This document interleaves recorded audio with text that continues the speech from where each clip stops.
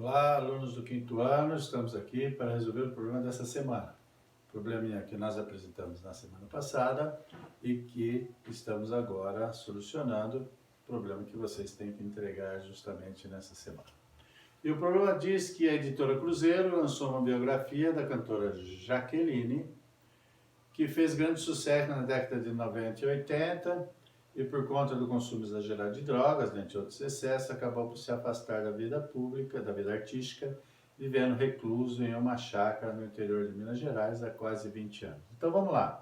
É possível a editora Cruzeiro editar uma biografia da Jaqueline? É possível, é possível. Nós temos lá a previsão no artigo 20 e 21 do Código Civil.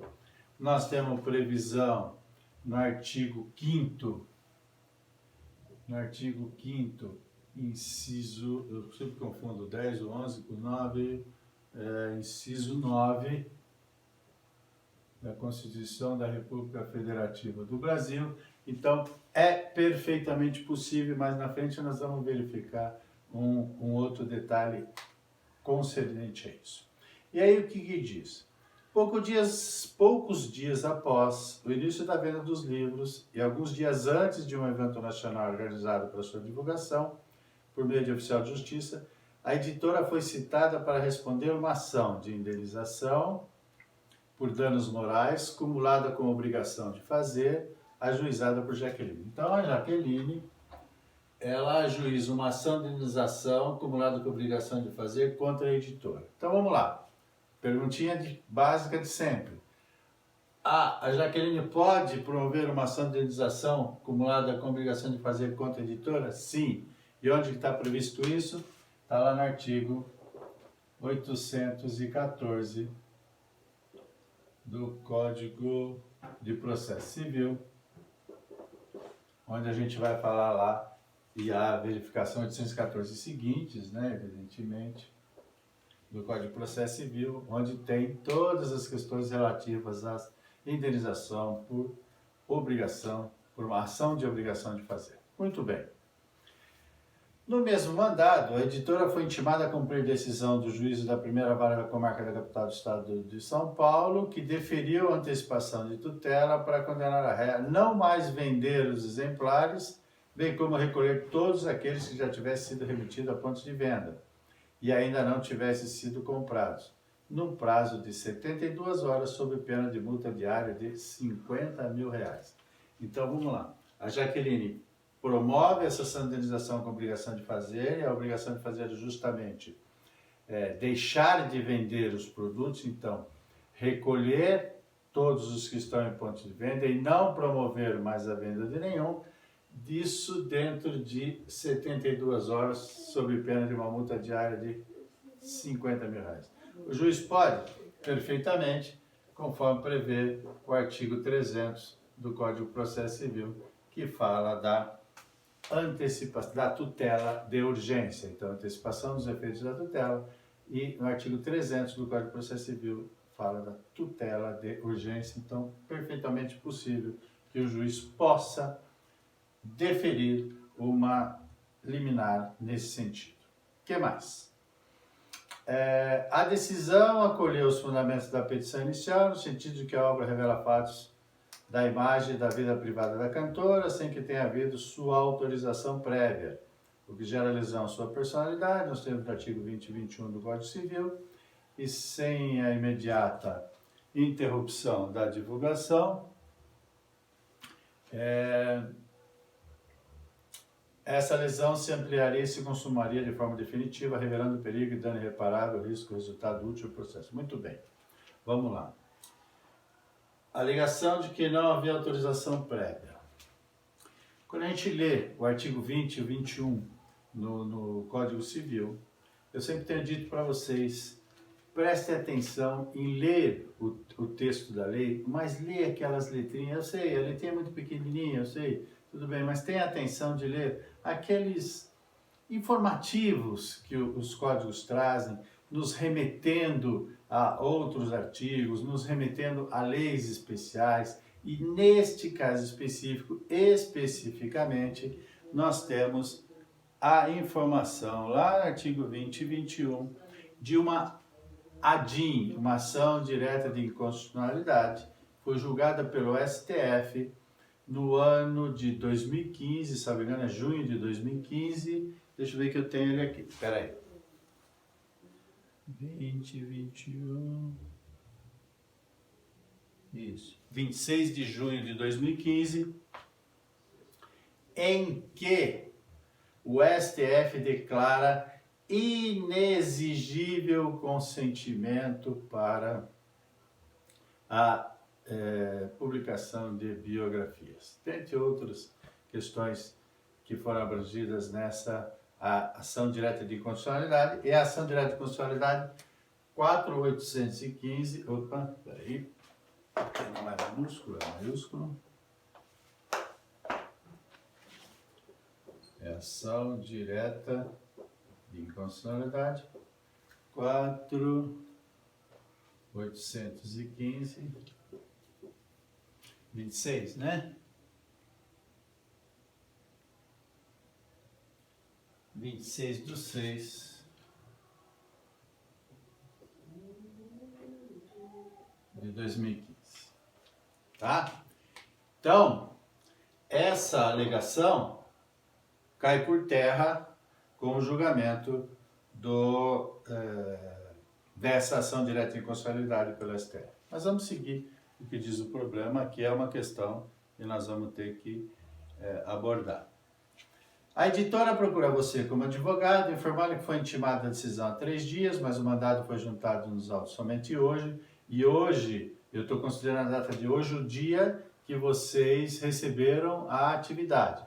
Vocês receberam a atividade dia 27/4/2020, uma segunda-feira. Isso para as turmas da manhã. Para as turmas da noite, uma correção aqui. Então, para as turmas da noite, na verdade, é 28/4. Tá? Dia 27/4 para as turmas da manhã, porque as aulas são às segundas-feiras de manhã. E para as turmas da noite, 28/4, porque as aulas são às terças-feiras à noite.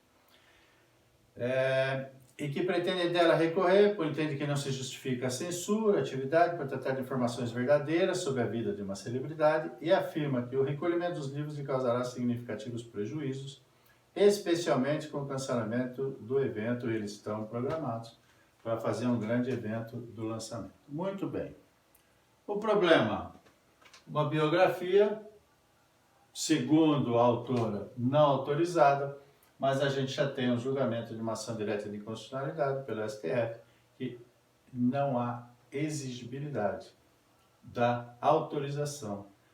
E se a pessoa sentir que houve abusos e que os fatos narrados não são os fatos verdadeiros, então ela pode promover uma ação civil de buscar uma indenização em razão disso. Fora isso, não há obrigatoriedade de uma autorização prévia. Muito bem. Então, é isso que nós temos. E o que é que a OAB quer? Na qualidade de advogado da editora Cruzeiro, elabora o recurso cabível, voltando a impugnar a decisão que deferiu a antecipação de tutela descrita no enunciado, afastados os embargos de declaração. Olha que coisa interessante.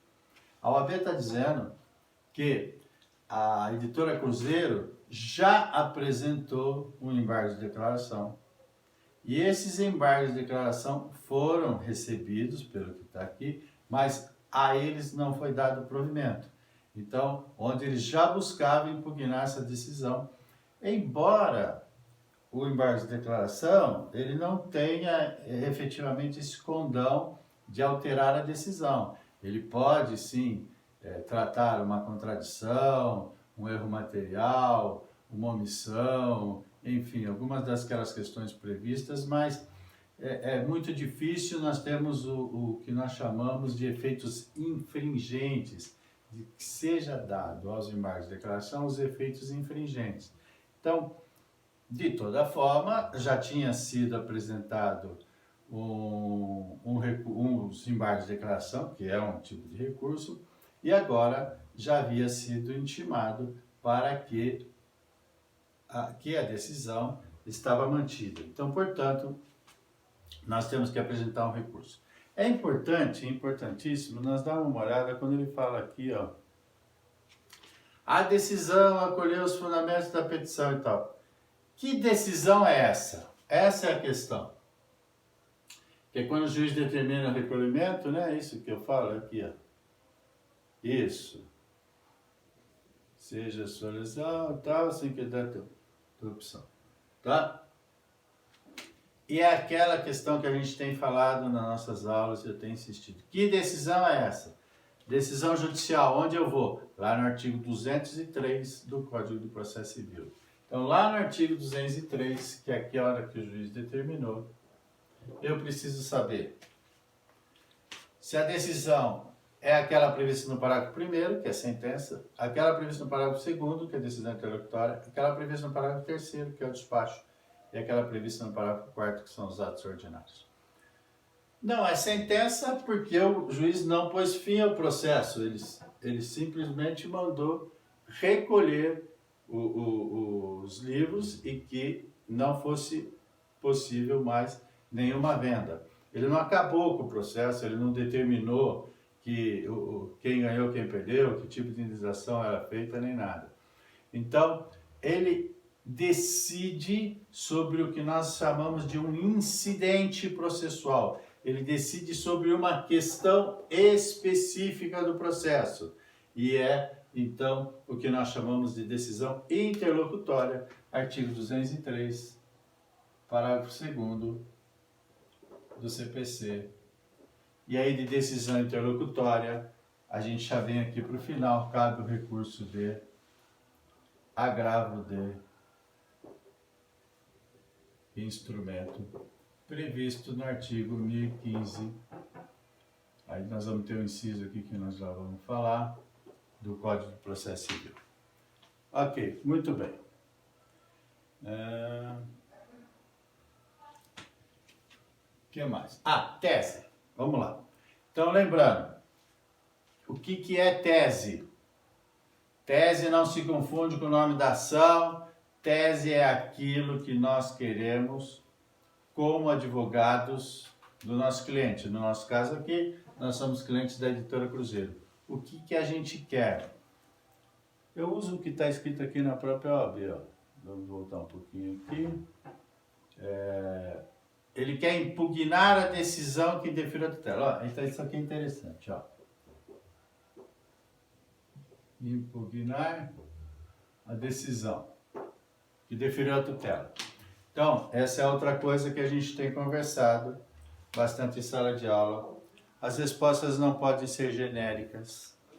Eu não posso simplesmente colocar aqui impugnar a decisão, requerer uma nova decisão. Eu quero impugnar a decisão, correto.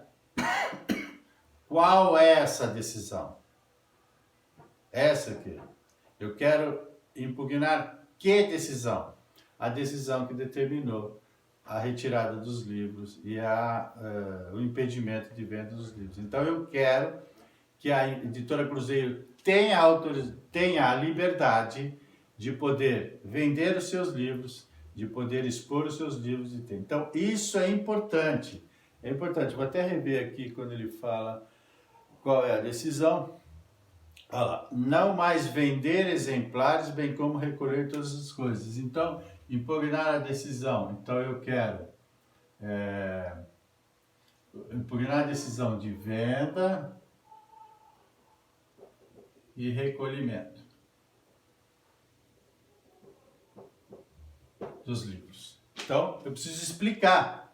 Não basta eu dizer. Porque, como eu tenho dito para vocês, depois nós vamos usar isso daqui para escrever a nossa peça, e aí vai ter que estar lá, a argumentação, impugnar a decisão, aí você quer que o juiz, ou no caso o examinador, quem esteja corrigindo, vai verificar qual foi a decisão que o juiz, não, nós já temos que explicar naquele momento, senão nós não vamos ter a pontuação necessária no dia do exame da ordem. Então é importante, esses detalhes são importantes, a nossa tese não pode ser genérica, ela tem que ser específica. Muito bem, se eu quero impugnar a decisão de venda e recolhimento dos livros, primeira coisa, eu vou ingressar com agravo de instrumento, 1015. O 1015 tem lá 13 incisos, sendo que o 12º foi, não é indeferido, veio indeferido, foi vetado. Então nós temos 12, do 1 ao 11 e depois o 13º e demais questões previstas em lei, que é o que prevê o 13º, mas a gente verifica que é possível ingressar com o recurso de agravo de instrumento das tutelas provisórias que foram deferidas ou não, e esse é o nosso caso. E aí está no inciso 1. Então, por isso que o nosso agravo de instrumento vai ser proposto com fundamento no artigo 1015, inciso 1 do Código de Processo Civil. Depois, para impugnar a decisão de venda dos livros e do recolhimento, o que a gente tem? Nós temos o artigo 20 e 21, que diz que é possível. Nós temos o artigo 5º, inciso 9º, que ele fala especificamente sobre a liberdade de expressão. E nós temos, principalmente, a ação direta de inconstitucionalidade, a 4.815, que diz expressamente que não há necessidade do consentimento prévio.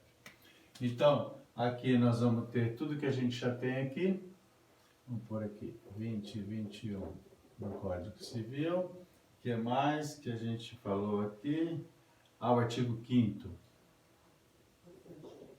Artigo 5º, inciso 9 da Constituição da República Federativa do Brasil e a ação direta de inconstitucionalidade 4.815 de 26/6/2015, tá? E aí está o nosso fundamento jurídico, e aí daí vai sair toda a nossa argumentação. Muito bem.